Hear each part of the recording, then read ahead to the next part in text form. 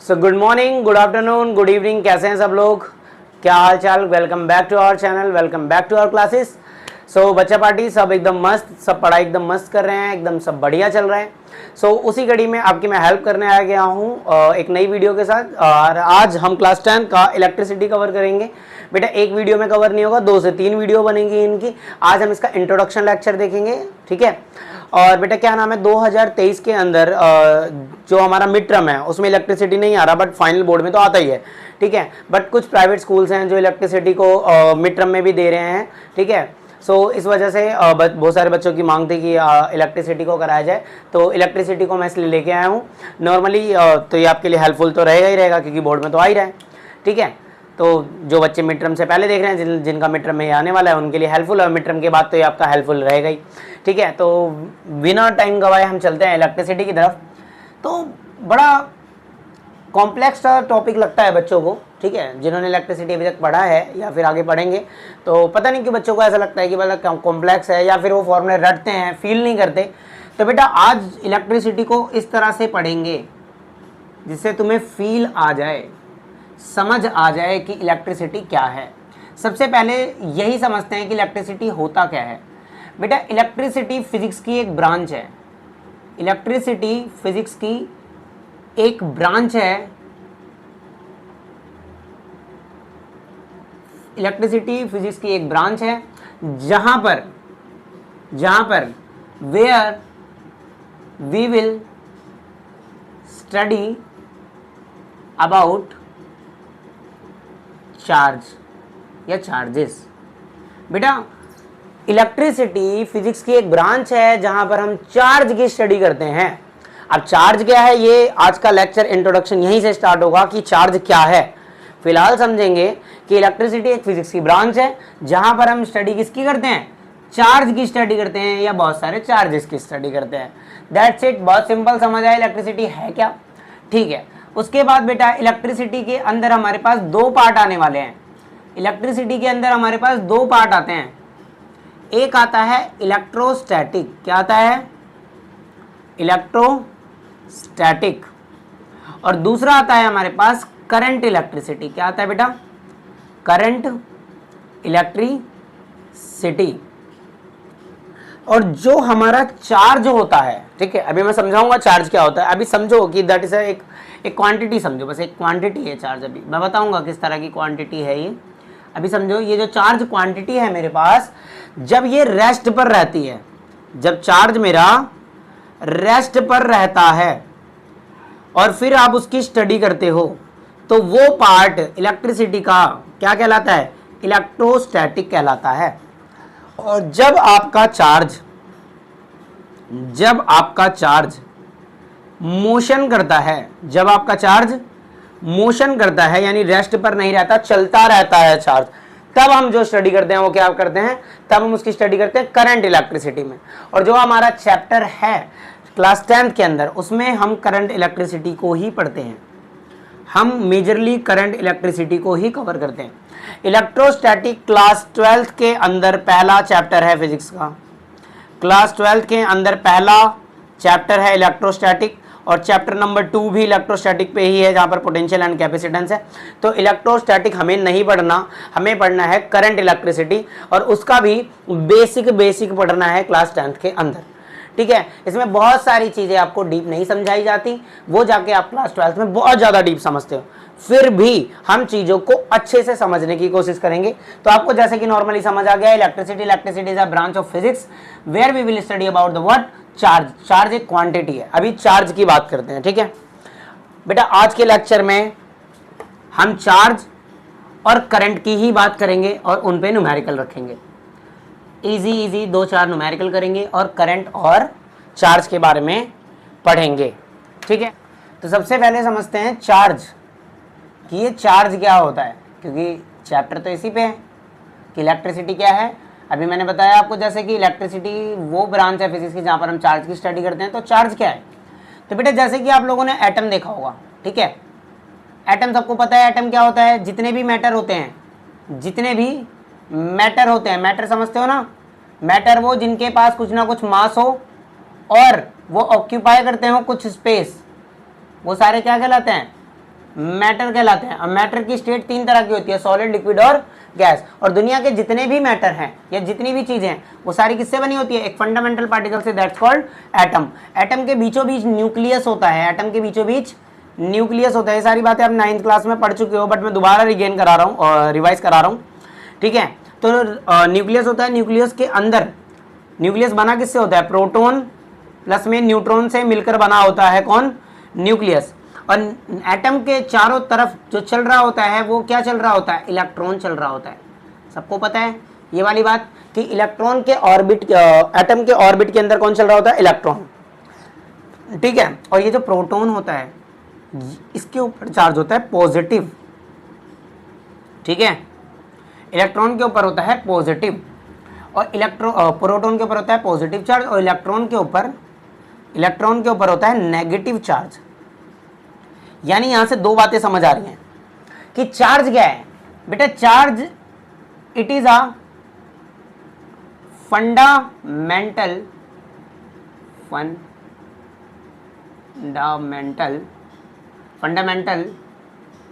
Particle of an atom. जो charge है वो एक फंडामेंटल पार्टिकल है एटम का। जो चार्ज है वो फंडामेंटल पार्टिकल है किसका? एटम का। और वो दो तरह के होते हैं, पॉजिटिव चार्ज भी होता है, it may be a positive charge and negative charge. ये दो तरह के होते हैं, पॉजिटिव चार्ज भी होते हैं और नेगेटिव चार्ज में। It may be a positive charge, it may be a negative charge. या फिर हम बोल सकते हैं हमारे पास टू टाइप्स के चार्ज होते हैं, पॉजिटिव और नेगेटिव। आप ये बोल सकते हो देयर आर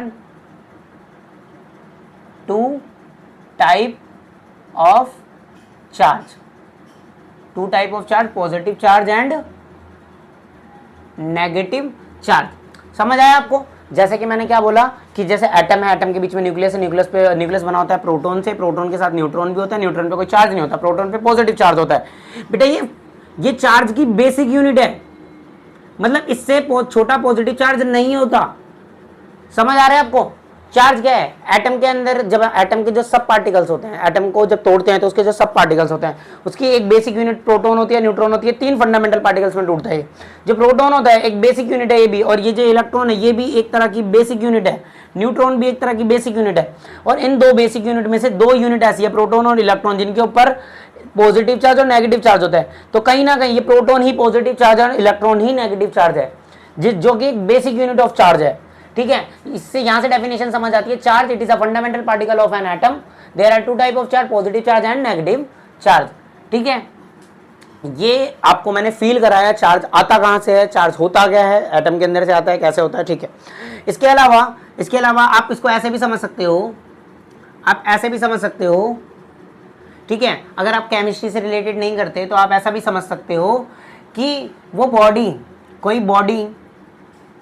कोई चार्ज बॉडी या कोई बॉडी किसी और अनदर बॉडी से, चलो ये बात समझो, कोई बॉडी किसी और बॉडी से अट्रैक्शन या फिर रिपल्शन फील करती है। क्या फील करती है बेटा? अट्रैक्शन फील करती है या फिर रिपल्शन फील करती है। एक बॉडी दूसरी बॉडी से अगर अट्रैक्शन या रिपल्शन फील कर रही है कहीं ना कहीं, तो दैट बॉडी में be a charge body, that body में बी आ चार्ज बॉडी, वो बॉडी चार्ज है ना। चार्ज क्या बोला मैंने? आप समझने के लिए आप कैसे भी समझो, बेसिकली आप इसको समझो तो ज्यादा बेहतर है कि चार्ज क्या है? एक फंडामेंटल पार्टिकल है ऑफ एन एटम, जो दो तरह के होते हैं, एक पॉजिटिव चार्ज होता है, एक नेगेटिव चार्ज होता है। कैसे होता है ये एटम से मैंने बताया, ये बेसिक यूनिट ऑफ चार्जेस होते हैं, जिसमें इलेक्ट्रॉन के ऊपर नेगेटिव चार्ज, प्रोटॉन के ऊपर पॉजिटिव चार्ज होता है, ठीक है। और आप ऐसे समझ सकते हो अलग से, अगर आप केमिस्ट्री में इतना ज्यादा डीप नहीं जाना चाहते, आप ऐसे समझ सकते हो कि अगर कोई बॉडी दूसरी बॉडी से अट्रैक्शन या रिपल्शन फील कर रही है, आकर्षण यानी उससे खिंचाव या उससे धक्का उसको फील आ रहा है, तो वो बॉडी चार्ज बॉडी है, ठीक है। अब इसको थोड़ा समझते हैं। हमारे पास जो चार्ज होते हैं दो तरह के होते हैं, पॉजिटिव और नेगेटिव, ठीक है। अगर दो like charges same charge, like charge मतलब सेम चार्ज, एक दूसरे को क्या करते हैं? लाइक चार्जेस रिपल्शन करते हैं। क्या करते हैं बेटा? रिपल्शन करते हैं, ठीक है। और अनलाइक चार्जेस क्या करते हैं, अनलाइक चार्ज क्या करते हैं बेटा, अट्रैक्ट करते हैं एक दूसरे को। कहने का मतलब क्या है मेरा कि लाइक चार्ज, जैसे कि पॉजिटिव और पॉजिटिव चार्ज, थोड़ा सा फोन आ गया था मेरा, हाँ। तो अब मैं कहा था कि जो लाइक चार्ज होते हैं वो रिपल्शन करते हैं। जैसे पॉजिटिव दोनों सेम चार्ज हैं, लाइक चार्ज एक जैसे दिख रहे हैं, तो एक दूसरे को धक्का देंगे, ये इसको धक्का देगा, ये इस पे धक्का देगा। और अनलाइक चार्ज, जैसे कि एक पॉजिटिव चार्ज और एक नेगेटिव चार्ज, ये दोनों एक दूसरे को क्या करेंगे, अट्रैक्ट करेंगे। क्या करेंगे, अट्रैक्ट करेंगे। अनलाइक चार्ज एक दूसरे को अट्रैक्ट करते हैं, लाइक चार्ज एक दूसरे को रिपेल करते हैं, यानी सेम दिखने वाले चार्ज एक दूसरे को धक्का देते हैं। और अनलाइक चार्ज, एक अलग चार्ज, एक पॉजिटिव एक नेगेटिव, एक दूसरे को कहीं ना कहीं क्या करते हैं, अट्रैक्ट करते हैं। इतनी बात समझ आई, इतनी बात समझ आई। और इसमें से जो आपको लिखने लायक है, आप क्या क्या लिखेंगे, ठीक है। लिखने को तो वैसे आप सब कुछ लिख सकते हैं, लेकिन ये डेफिनेशन आप लिखेंगे, ठीक है, ये इसकी ज़रूरत नहीं है आपको, ठीक है। ये सारी बातें लिखेंगे, ठीक है।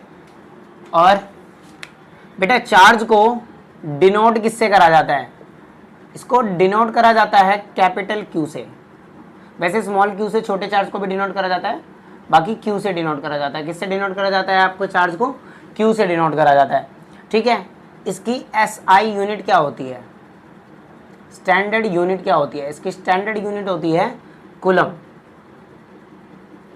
ठीक है, जिसको कैपिटल सी से दिखाते हैं, ठीक है। आ रहा बात समझ में, इसको डिनोट करते हैं कैपिटल क्यू से, इसकी एसआई यूनिट होती है कूलम। चार्ज की बात हो रही है, ठीक है।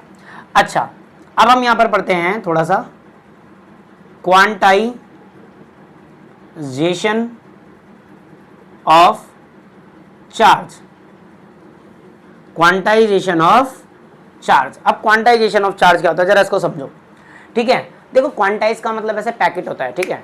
जैसे कि देखो क्वांटा वर्ड है, ये थोड़ा पैकेट्स को डिनोट करता है, ठीक है। क्वांटा वर्ड पैकेट को डिनोट करता है।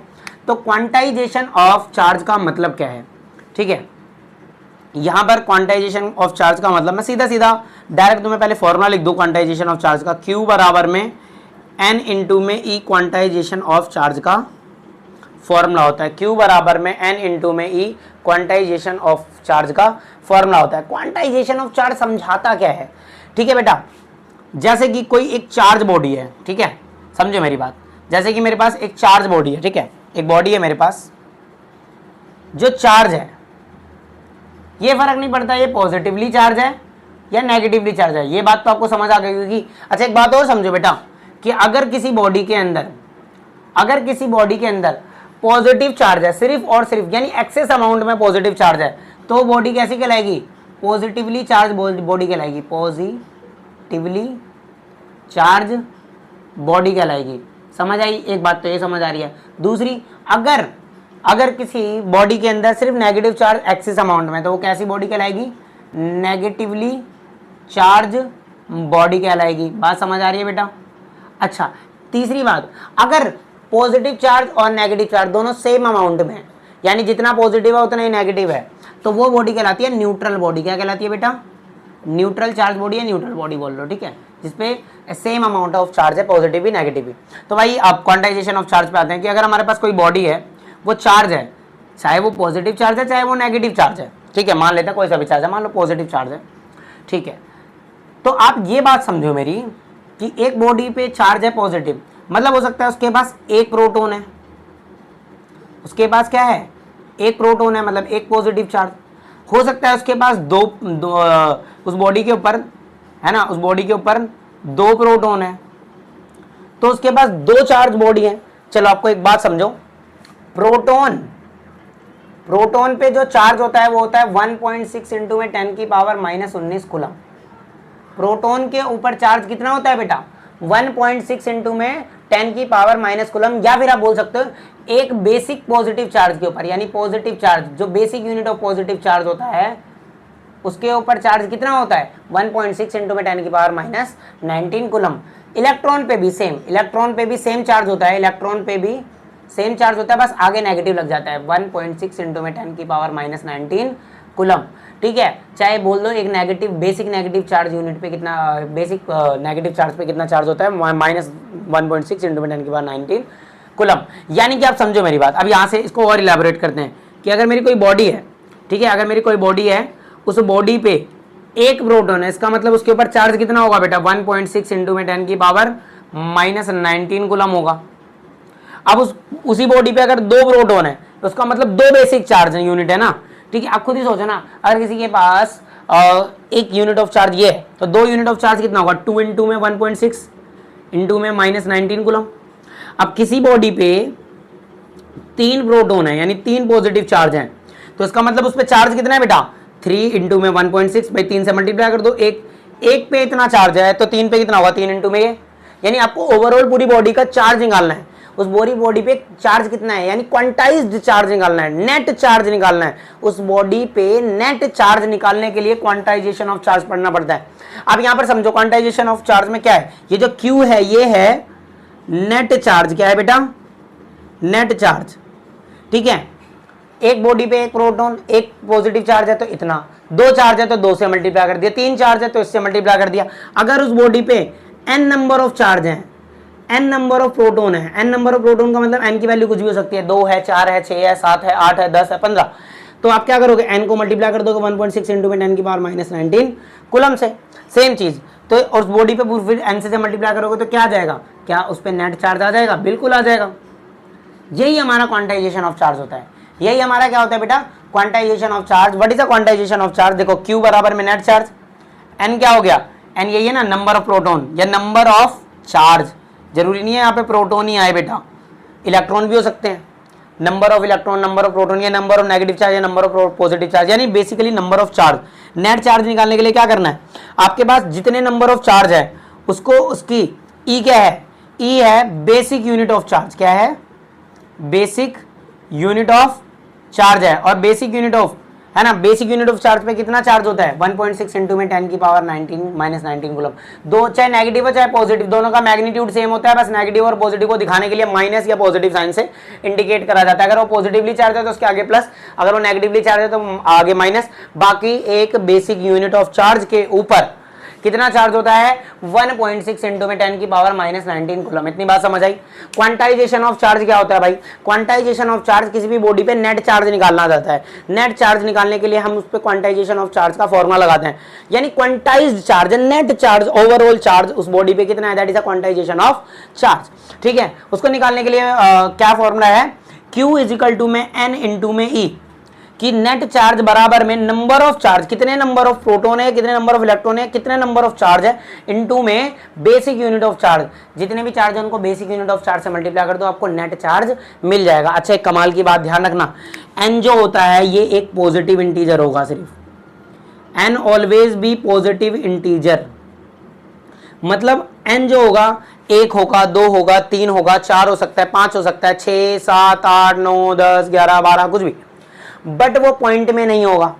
अब आप खुद सोचो ना, मैंने आपको क्या बताया, चार्ज की सबसे बेसिक यूनिट चार्ज 1.6 इंटू में, जो कि एक प्रोटॉन या एक इलेक्ट्रॉन पे चार्ज होता है ना। आप इसको ऐसे समझो कि अगर आप कभी एप्पल लेने गए हो या कोई चीज़ लेने जा रहे हो, कोई भी फल लेने जा रहे हो, है ना, तो आप उसको पूरा लोगे ना, कि भाई 2 सेब ले रहे हो, 2 केले ले रहे हो, या 2 संतरे ले रहे हो, 4 संतरे ले रहे हो।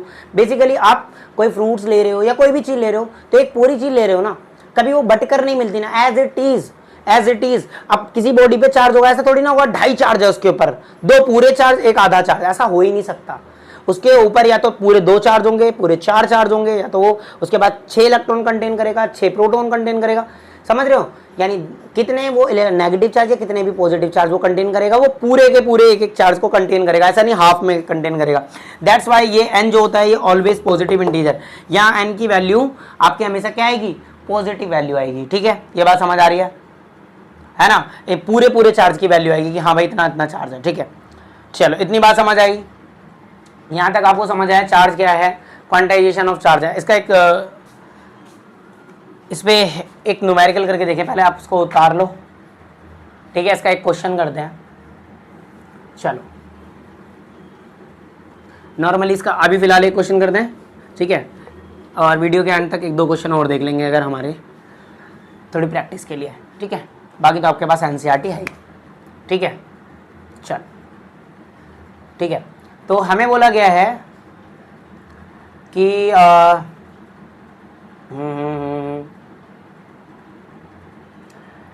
a metal rod which have या which contain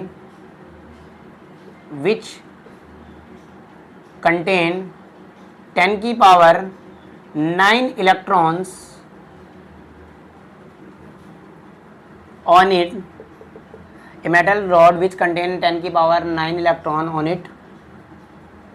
Find the net charge on the rod. ठीक है, आपको एक मेटल रॉड दे रखी है जिसके ऊपर 10 की पावर 9 इलेक्ट्रॉन उस पे कंटेन हो रखे हैं, ठीक है, और आपको नेट चार्ज बताना है। समझ आ गया आपको? सबसे पहले क्या तरीका होता है, सबसे पहले आप गिवन लिखो।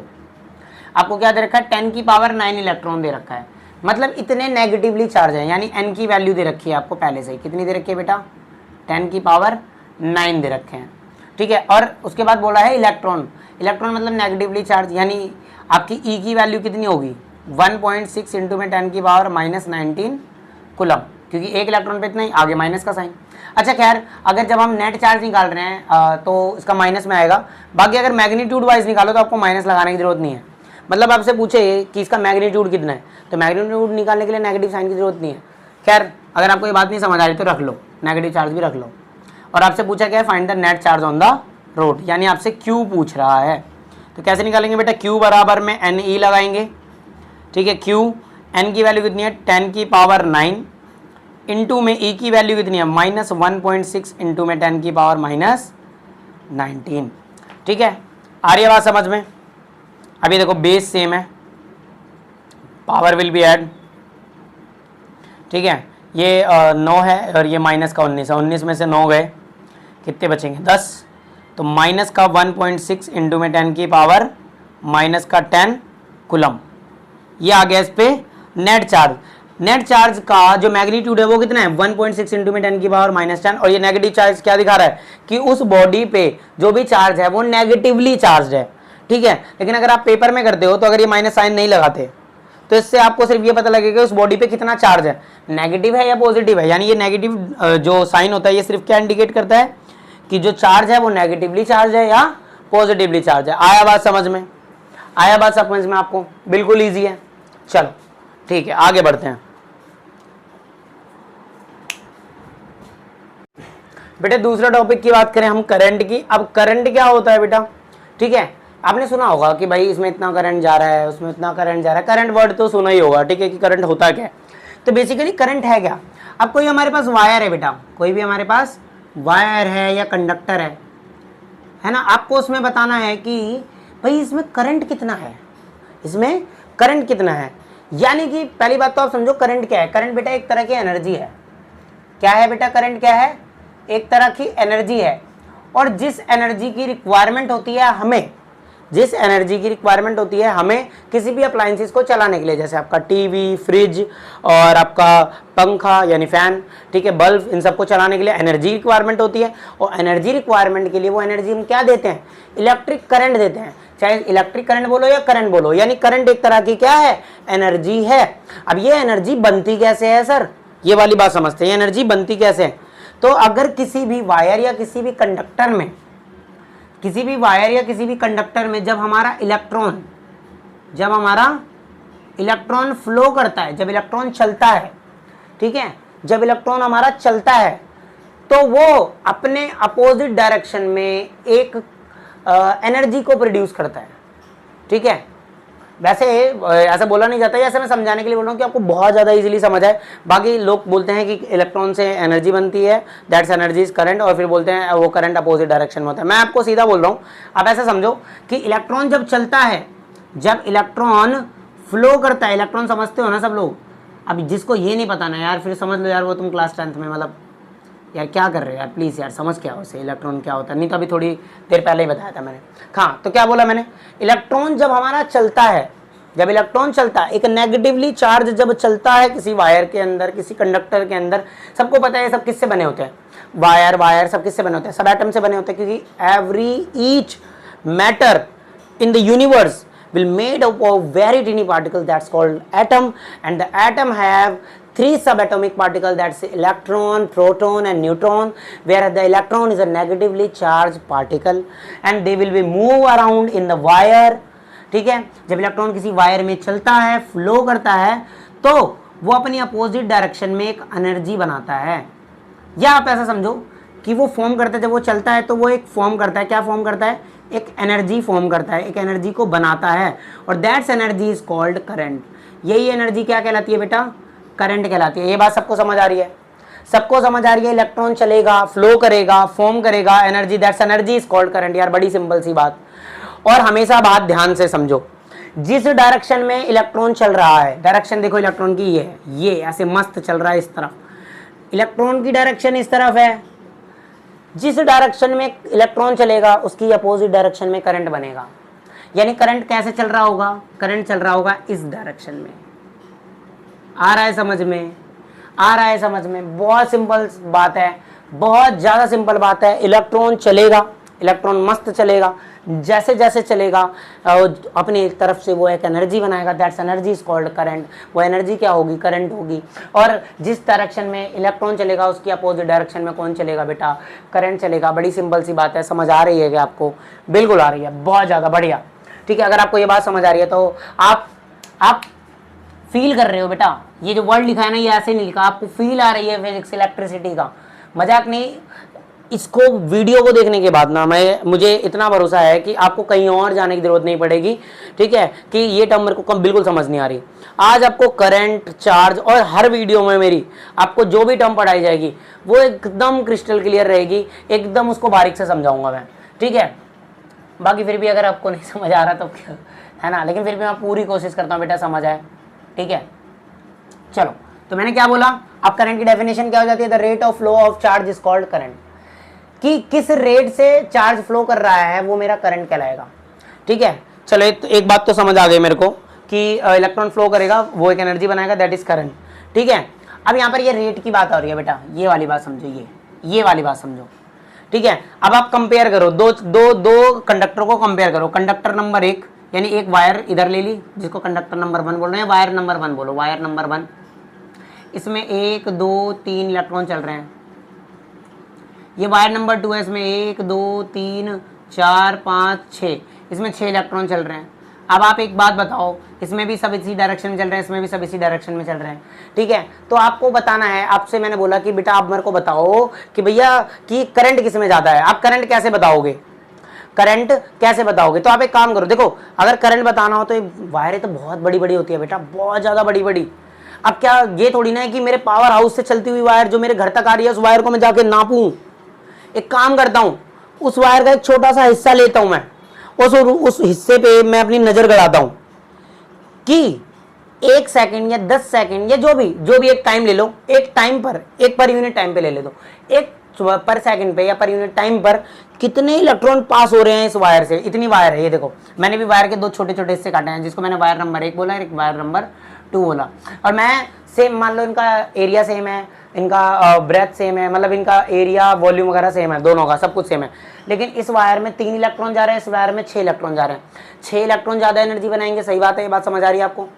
और इस वायर में 3 इलेक्ट्रॉन जा रहे हैं, ये बात समझ आ रही है। तो यानी जितने ज़्यादा इलेक्ट्रॉन उतनी ज़्यादा एनर्जी। आ रही है बात समझ में? जितने ज़्यादा इलेक्ट्रॉन उतनी ज़्यादा एनर्जी। और इसके अलावा जैसे कि मैंने बोला कि आपकी बड़ी सी वायर है, अब आपको उसमें पता नहीं लग रहा कि इस वायर में करंट ज़्यादा है, इस वायर में, तो एक फेनोमेना तो ये हो गया, एक कंडीशन तो हो गई कि भाई जिसमें ज़्यादा इलेक्ट्रॉन उसमें ज़्यादा करंट। और दूसरा, जिसमें ज़्यादा इलेक्ट्रॉन ही नहीं, एक यूनिट टाइम में कितने इलेक्ट्रॉन फ्लो कर रहे हैं एक उतनी वायर से, यानी पर यूनिट टाइम में 10 इलेक्ट्रॉन फ्लो कर रहे हैं, 20 इलेक्ट्रॉन फ्लो कर रहे हैं, क्योंकि यहाँ पर इलेक्ट्रॉन रुके होने से कुछ नहीं मिलता ना।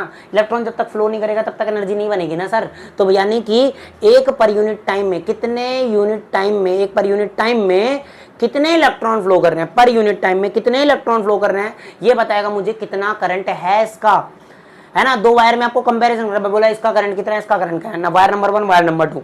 ठीक है, इसमें चेक करा कि पर यूनिट टाइम में 10 इलेक्ट्रॉन फ्लो कर रहे हैं, 20 इलेक्ट्रॉन फ्लो कर रहे हैं, यानी कितना चार्ज फ्लो कर रहा है बेसिकली, कितना चार्ज फ्लो कर रहा है बेसिकली पर यूनिट टाइम में। आ रही बात समझ में? यानी कि क्या बोला मैंने, करंट क्या होता है बेटा,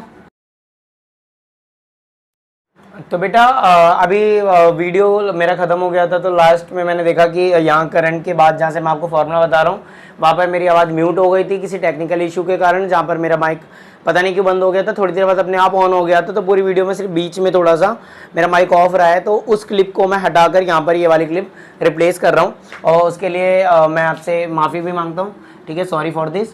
तो बेटा क्या बात है, जो करंट मैंने बताया कि क्या होता है करंट एक एनर्जी है अपने पास। करंट क्या है, एक एनर्जी, और कितने रेट से, यानी कि कितना चार्ज पर यूनिट टाइम में, यानी कितने समय में कितना चार्ज पास कर रहा है।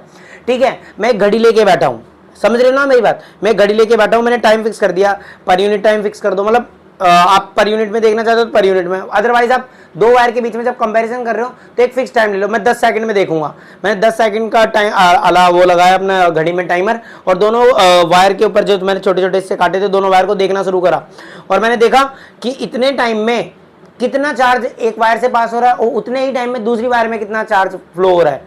यानी कि मैं ये बोलना चाहता हूँ कितना चार्ज फ्लो हो रहा है मेरे एक पर्टिकुलर टाइम के अंदर, यानी क्या चार्ज है मेरे, चार्ज का फ्लो होने का क्या रेट है, किस रेट से फ्लो हो रहा है ना। अभी यही बार बार मैं पर यूनिट टाइम, यानी एक यूनिट टाइम में आप चेक कर लो, ज़्यादा इजी होता है कि एक यूनिट टाइम में कितना चार्ज फ्लो हो रहा है, यही क्या है मेरा करंट, ये समझना आसान हो जाता है। ठीक है, यानी किस रेट से मेरा चार्ज फ्लो करेगा, यही मेरा क्या कहलाता है, करंट कहलाता है। ठीक है बेटा, इसको डिनोट करते हैं आई से। ठीक है, आप खुद ही सोचो करंट का फॉर्मूला क्या बनेगा, किस रेट से, यानी कितने समय में कितना चार्ज पास हो रहा है, यानी चार्ज पर यूनिट टाइम, इसका क्या हो जाएगा हमारा पास फॉर्मूला हो जाएगा करंट का, यानी कितना चार्ज एक कितने टाइम में पास हो रहा है, दैट इज करंट, यानी flow of charge per unit time, या rate of flow of charge is called current. ठीक है, आपको पता है ना, जहाँ पर रेट की बात हो जाती है तो वहां पर टाइम के एस्पेक्ट में देखते हैं, जैसे कि आपने वेलोसिटी की टर्म या एक्सेलरेशन की टर्म 9th में पढ़ी हो। ठीक है, तो करंट क्या है, rate of flow of charge, यानी चार्ज पर यूनिट टाइम। ठीक है, नॉर्मली आप इसको सिंबॉलिक रिप्रेजेंटेशन ऐसे कर सकते हो, आई इज इक्वल टू में क्यू बाय टी। ठीक है, इसकी एसआई यूनिट होती है बेटा अम्पेयर, क्या होती है, अम्पेयर होती है। अम्पेयर बेटा एक अच्छे खासे बहुत महान साइंटिस्ट है, जिन्होंने मतलब करंट के बारे में बहुत सारी नॉलेज दी है, बहुत सारी थ्योरीज दी है। मतलब आप आगे जब पढ़ोगे क्लास 12th में इलेक्ट्रिसिटी में तो आपको पता लगेगा अम्पेयर के कई सारे नियम है, बहुत सारी चीज़ों में उन्होंने बहुत बड़ी बड़ी थ्योरीज दी हैं जहाँ पर बहुत ज़्यादा हेल्प करते हैं। और कहीं ना कहीं करंट का भी स्टार्टिंग इन्होंने ही करा है, देखो उन्हीं के नाम पर इनका यूनिट पड़ा है, ऐसा यूनिट अम्पेयर। बेटा एक अम्पेयर का मतलब क्या होता है, आप खुद सोचो, एक अम्पेयर का मतलब क्या होगा। एक अम्पेयर का मतलब जब आप एक जूल कह रहा हूँ, एक कूलम है ना, फॉर्मूला क्या होता है आपका करंट का होता है I by Q by T, I equal to में क्यू बाय टी।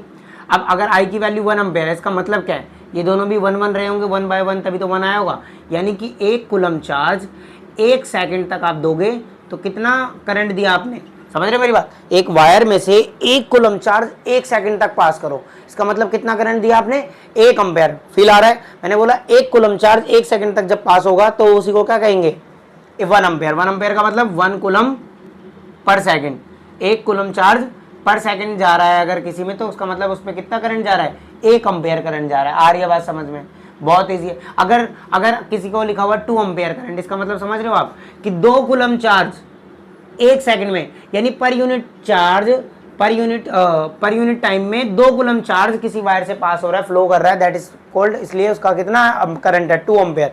फील करो उस चीज को। ठीक है, चलो इतनी बात आपको समझ आई। बेटा 1 मिली अम्पेयर, देखो ये मिली अम्पेयर में कितने अम्पेयर होते हैं, 10 की पावर -3 अम्पेयर होते हैं। एक माइक्रो अम्पेयर में 10 की पावर -6 अम्पेयर होता है। कई बार आपको मिली अम्पेयर माइक्रो अम्पेयर में दे देता है, तो आप उसको अम्पेयर में कन्वर्ट कर लेना, आपको न्यूमेरिकल में बहुत हेल्प करता है। ठीक है, जो करंट होता है बेटा वो मेजर करा जाता है एक डिवाइस से, जिस डिवाइस को बोलते हैं एमीमीटर। एमीमीटर एक डिवाइस है जिससे क्या नापा जाता है, हमारा करंट मेजर करा जाता है। इसका सिंबल ऐसे होता है, जब आप उसको सर्किट डायग्राम बनाएंगे हम लोग तो उसका अम्पेयर जहाँ पे लगाएंगे, एमीमीटर तो वहाँ पर हम उसका सिंबल ऐसे एमीमीटर का रखेंगे। ठीक है, नॉर्मली बेटा एक बात और समझो, एमीमीटर का लो रेसिस्टेंस होता है। अब ये वाली बात आपको समझ नहीं आएगी अभी, क्योंकि हमें रेसिस्टेंस नहीं पता अभी, तो जब हम आगे की क्लासों में रेसिस्टेंस पढ़ लेंगे तो वहाँ पे मैं आपको फिर इसके बाद बताऊंगा कि एमीमीटर का लो रेसिस्टेंस क्या होता है। पहले तो आपको रेसिस्टेंस ही समझ आ जाए होता क्या, फिर बताऊंगा लो रेसिस्टेंस क्यों होता है। तो आप इसको नोट डाउन कर लो और अभी इसको पेंडिंग रखना कि आपको समझ नहीं आ रहा, क्योंकि लो रेजिस्टेंस क्या है बाद में आपको समझ आएगा, तो हम इसको बता दूंगा मैं कि एमीमीटर का लो रेजिस्टेंस होता है और एमीमीटर को हमेशा कैसे कनेक्ट करा जाता है, सीरीज में कनेक्ट करा जाता है। ठीक है बेटा, एमीमीटर का लो रेजिस्टेंस होता है और इसको सीरीज में कनेक्ट करा जाता है। अब ये दोनों बातें जो है ये पेंडिंग है कि इसको सीरीज में क्यों कनेक्ट करा जाता है और उसका लो रेजिस्टेंस क्यों होता है, ये बातें मैं आने वाले लेक्चर्स में डिस्कस करूंगा। ठीक है बेटा, आपको करंट समझ आया? तो बेटा देखो इस पे न्यूमेरिकल देख लेते हैं हम लोग, ये एनसीईआरटी के दोनों न्यूमेरिकल हैं। जैसे कि सबसे पहला क्वेश्चन देखो आप, क्या बोल रहा है कि a current of 0.5 ampere is drawn by a filament of an electric bulb for 10 minute. यानी आपको यहाँ पर क्या क्या गिवन है, इलेक्ट्रिक बल्ब के फिलामेंट के अंदर आपको बताया जा रहा है करंट कितना दिया जा रहा है 0.5 एम्पेयर, और कब तक दिया जा रहा है 10 मिनट तक। और आपको क्या कैलकुलेट करना है बेटा, नेट चार्ज यानी क्यू कैलकुलेट करना है। नॉर्मली हम लोगों को पता है करंट का फॉर्मूला होता है आई इज इक्वल टू में चार्ज बाय टी यानी टाइम। ठीक है, इसको एसआई यूनिट में बदल दो, मिनट में है इसको सेकंड में बदल लेते हैं, 10 इंटू में 60 600 सेकंड। ठीक है, करंट है हमारे पास 0.5 बराबर में Q बाय 600, ये 600 इधर मल्टीप्लाई हो जाएगा, 0.5 इंटू में 600 इज इक्वल टू में नेट चार्ज, पॉइंट हटा यहाँ से आया 10, 0 से 0, 5 6 30 एंड 0 यानी कूलम। हमारे पास नेट चार्ज कितना है बेटा 300 कूलम। आपको समझ आया? गिवन आपको आई दे रखा है, टी दे रखा है, क्यू आपसे पूछा था, आपने नॉर्मल फॉर्मूला लगाया आई इक्वल टू में क्यू बाई टी। हाँ, ये ध्यान रखना है कि ये सारी चीज़ें आपको ऐसा यूनिट में दे रखी है, ये मैं हर लेक्चर में आपको बताता हूँ। नॉर्मली मैंने जितने 9th के लेक्चर बनाए हैं या 11 का जो भी मैं फिजिक्स का लेक्चर बनाता हूँ, मैं आपको बताता हूँ कि सबसे पहले आप गिवन लिखो, देन ये चेक करो कि ये जो गिवन टर्म्स हैं ये एसआई यूनिट में गिवन है या नहीं, और नहीं है तो सबसे पहले उन्हें एसआई यूनिट में कन्वर्ट कर लो, then put the formula and get the answer. ठीक है बेटा, उसके बाद अब ये सेकंड फॉर्मूला देखो, ये बड़ा मशहूर फॉर्मूला है, ये पहला एग्जांपल आई थिंक सो। हमें कैलकुलेट करना है नंबर ऑफ इलेक्ट्रॉन्स। क्या कैलकुलेट करने हैं बेटा, आपको नंबर ऑफ इलेक्ट्रॉन्स कैलकुलेट करने हैं। नंबर ऑफ इलेक्ट्रॉन्स का मतलब n कैलकुलेट करना है आपको। ठीक है, गिवन क्या है आपको 1 कूलम ऑफ चार्ज गिवन है, गिवन है हमें चार्ज गिवन है यानी नेट चार्ज गिवन है 1 कूलम।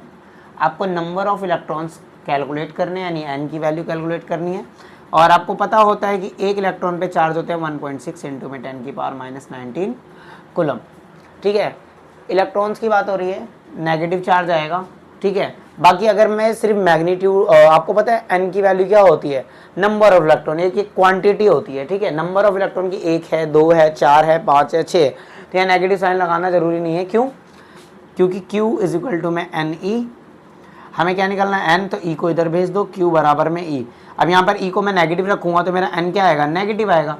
अब कोई नंबर्स, किसी चीज़ के नंबर्स, भाई आपके पास 10 किताबें हैं तो -10 किताबें थोड़ी ना हो सकती हैं, सो दैट्स वाई यहाँ पर मैं सिर्फ मैग्नीट्यूड का यूज़ करूँगा, इस वजह से मैं नेगेटिव साइन यूज़ नहीं कर रहा। आपको समझ गया होगा कि मैं क्या कहना चाह रहा हूँ। नॉर्मली बेटा Q हमारे पास कितना है, 1 है। एक इलेक्ट्रॉन पे कितना चार्ज होता है, 1.6 इंटू में 10 की power -19 coulomb is equal to में n।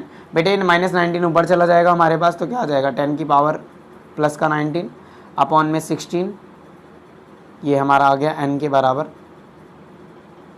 एक काम करो इसको, एक मिनट पॉइंट तो रह गया। ठीक है, ये पॉइंट हटाएंगे, ऊपर क्या चला जाएगा 10 इंटू में 10 की पावर 19 अपॉन में 16।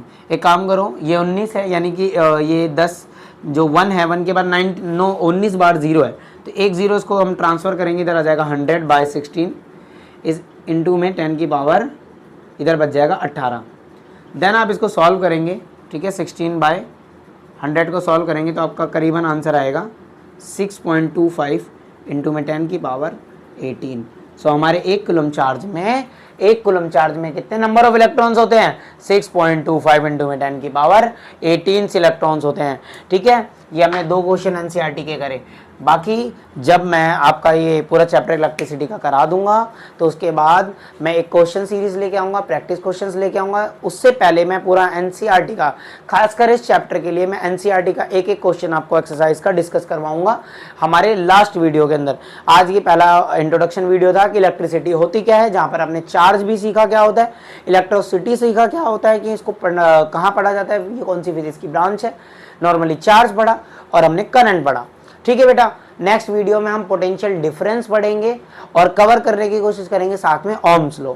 उसके बाद हम उसकी नेक्स्ट वीडियो में रेसिस्टेंस का कॉम्बिनेशन ऑफ रेसिस्टेंस सीखेंगे। रेसिस्टेंस क्या होता है, रेसिस्टर क्या होता है, कॉम्बिनेशन ऑफ रेसिस्टर यानी सीरीज और पैरेलल का कनेक्शन।